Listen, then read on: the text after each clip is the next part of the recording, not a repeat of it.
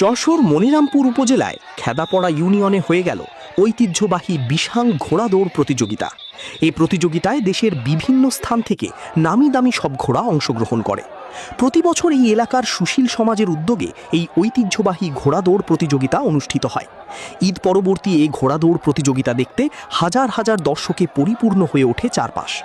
উদ্যোক্তারা এবং দর্শনার্থীরা বলেন, বর্তমানে ইন্টারনেটের অসুস্থ বিনোদন থেকে বেরিয়ে এসে মানুষকে সুস্থ বিনোদন দিতে এই আয়োজক করা। ঐতিহ্য ধরে রাখতে প্রতি বছর এমন আয়োজন অব্যাহত থাকবে বলে জানান আয়োজকরা।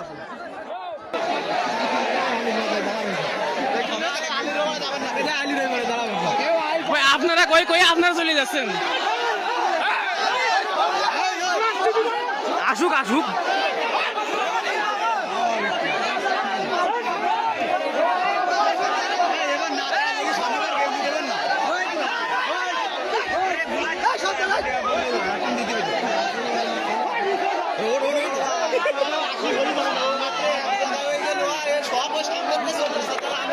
আমরা